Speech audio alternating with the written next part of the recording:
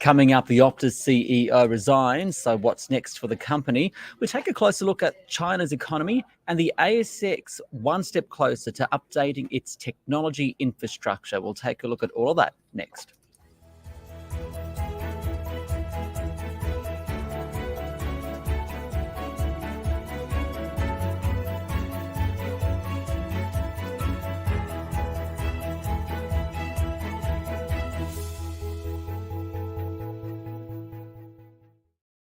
It is your daily 10-minute business and finance news wrap for this Monday, the 20th of November, 2023.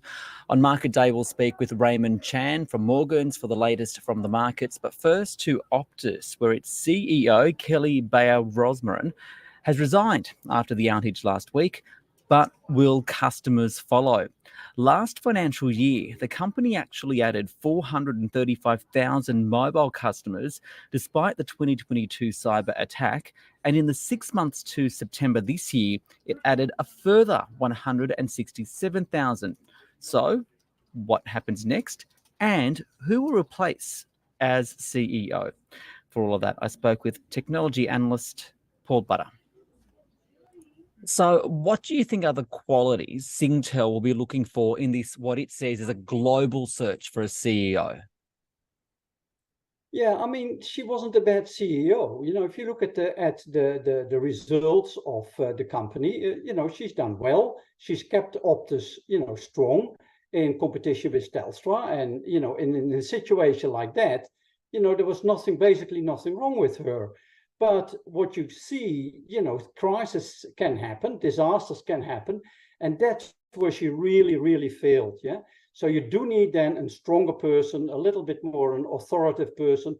Also, I didn't like at all her finger pointing, blaming others. I think that was so bad, yeah? So I think that performance as a CEO and under stress, apparently that's not what she's good at. And you really need the qualities of a good CEO, that make a profit and do well and things like that. But at the same time, is also seen as a true leader and can guide a company like Optus through difficult situations, as we saw September last year with the hack and this time with the outage. Are there local contenders, though, that could take the reins as CEO? We know there's been an interim CEO appointed for now, but I've seen some commentary, for example, that the former New South Wales Premier Gladys Berejiklian, who is on the board, basically leading the company's business side of the operations, she could be a contender. Yeah, but of course, she also has a bit of a difficult history, and that could be work against her. And again, that is showing strong leadership. She made some wrong decisions when she was premier. And, again, I don't think that Optus would like to take the risk in either people harking back to that situation or that Gladys, has her personality might not be totally up to scratch for CEO. I think the new guy that they brought in again, Peter Kaliaropoulos, from StarHub in Singapore, that might potentially be he could potentially be CEO. He's a strong leader. He has a bit of an authoritative character. He did a good job. He, of course, is in Singapore. So, that also helps in the situation of Singtel. So, that is a person that perhaps half local. He worked for Optus before. That might be a person that could step in, but obviously there might be others. If you start looking around the world, then you come across others. But I think you need a little bit of a stronger person that is that can act under pressure in this market. I think, and because you get hacking, cybersecurity, all these issues are only going to be worse going forward. Artificial intelligence and all of the issues that will bring that with it. You do need a CEO that can handle these things and questions that will be asked and problems that will arrive in this new environment of new technologies.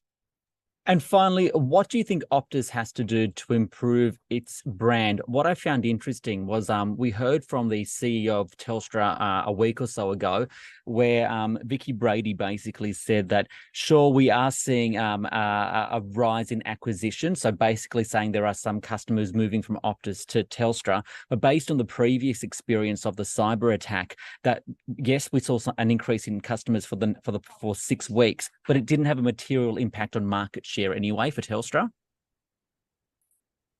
Yeah, in all honesty, telcos are becoming utilities. It's a little bit the same like banks. If there's a problem with the Westpac, you're trying to go to the Commonwealth Bank.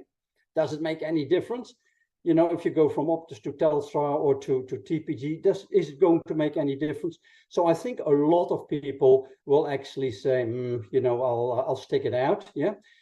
On the other side, what you get is that particularly business customers are going to review their situation, the contracts with Optus. And I think people that have a problem with being that they need to be contactable, they need to start looking for alternatives and perhaps a second telephone or a second SIM card or whatever. But in general, I don't think that Optus will change a lot. Hopefully they come up with some better compensation than what we've seen so far. But to be honest, in all honesty, I don't think it's going to matter a lot for the market share of Optus going forward. Telecommunications analyst there, Paul Budde. Now, Market Day on the SBS On The Money podcast. The Australian share market finished stronger today, but only just. The S&P ASX 200 up 0.13%, 7,058 for all of the day's market action. I spoke with Raymond Chan. He is the head of the Asian retail desk at Morgans. Yeah, today the market is trading slightly higher on banks and energy stocks. The oil did play a good part on this rally. The Brent oil price entered into almost a bear market territory, fell almost 20% from September high. And last Friday, we saw the Brent oil price rally back, a bit of relief rally, and sent all the energy stocks in US up almost, actually over 2%. And we just follow the US lead over here. So that's on the energy stocks, sending the market slightly higher. Another sector that sent the market higher have been the bank stocks today. The bank reporting season looks all right. They're mostly in line with the market expectation. But why the bank share all gone down lately? It's just because of the ex-dividend. 3 of the major 4 banks went ex-dividend lately, and the share price fell afterward. And today, again, it's a bit of a recovery from the recent weakness. You mentioned that oil price there. We've got the OPEC Plus meeting next weekend, I think, or the weekend after that. How critical will that be? I think that's quite important because of the weak oil price that we're seeing at the moment. Despite the supply side, according to IEA, appear to be tight. However, the oil price has been very volatile, and as I mentioned before, is pretty much entered into a bear market lately. So it's important for the OPEC Plus meeting to get together to, I guess the market is now looking for a production cut of up to 1 million barrels per day from this meeting. However, we have to put into context that the Saudi Arabia voluntary production cut will soon to be expired as well. So that even if they decided to go for a production cut of 1 million barrels in this upcoming meeting, that pretty much just offset what Saudi Arabia decided to cut back from the market lately. So I think that will be net off, but I think the market will certainly look at the OPEC meeting as a guide. As the head of the Asian desk at Morgans, you've got a unique insight into China, so you know what you're talking about there. What I find interesting and I want to talk to you about is I feel like one day we get some positive news about China. The next day it's all negative. Then it's positive. What's going on? What's your take on the Chinese economy at the moment? Sure. The feedback definitely is still a bit negative as a whole. Since pretty much March this year, the economic figures continue to be bad. The trend has yet to be revised. In fact, if I look at the consensus, the market is expecting China to grow just 4.5% next year. In China's standard, that's not too high. So we think, the government will have to do more, and we think the government will do more, in upcoming venue or conference. They will try to send some signal back to the market. What are you expecting? What's the market saying will happen with interest rates now? Sure. I think the consensus at the moment is only 25% of the economists believe there will be one more rate hike. I guess the majority of the market think that there will be no more rate hike. We suspect, the Reserve Bank will have to do more. The inflation is fading, but still at an elevated level. The Australian inflation is following the US inflation with a lag. As such, the Reserve Bank cash rate would still have to take up a little bit from current 4.35%. We think we'll go to 4.8%. So that's the bad news. However, the good news is we also think the Reserve Bank may have to start cutting rate toward the end of next year, or even early 2025. Opportunities for investors at the moment, where are they?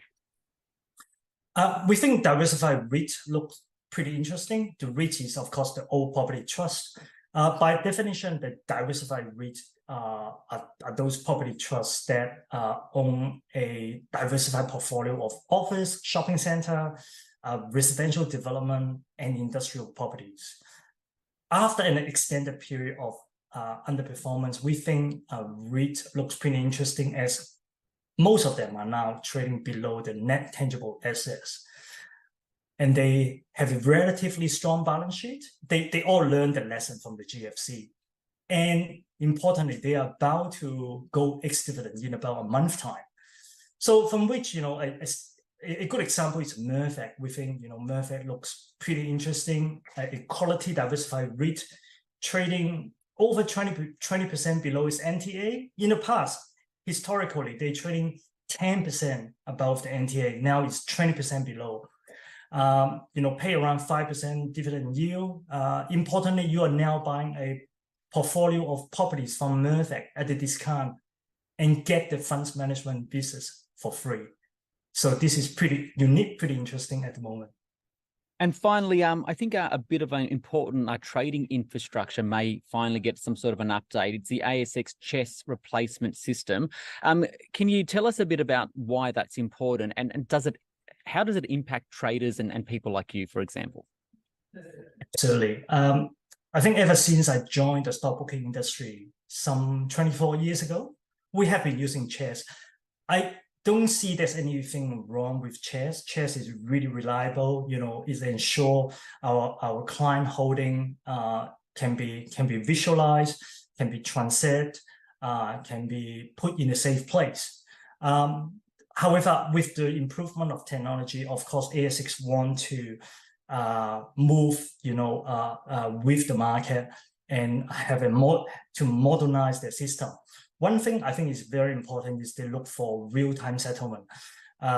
When I first went to join the industry, it's quite standard, 3 to 4 days settlement. Now it's become more like 2 days settlement. With the new technology, they've been talking about that could be real-time settlement. That will improve a lot of efficiency in trading and make it more transparent for the investor. However, the problem with ASX in the past is they try to develop their own system. They try to develop a product with a lot of functionality, tailor-made. And now they find out after all this delay, they will go with a partner. It's a company called Tata Consultancy Services. They will use their product and tailor-make for the Australian market, which I think is quite smart because, first of all, they have a ready product that already deployed elsewhere in the world, such as, of course, they're a smaller market, Finland, New Zealand, South Africa, and also Canada. However, this is a proven market. and this is a proven product. What ASICs have to do now is they will need to tailor-make for the Australian market. They will seek consultation next year and make sure, this time it will be, hopefully on schedule, on budget. Raymond Chan there from Morgans. This SBS On The Money stream is provided for informational purposes only. The content in this stream should not be understood as constituting advice or a recommendation. It is not personal advice and it does not consider your personal circumstances or objectives. You should contact a licensed professional before making any financial decision.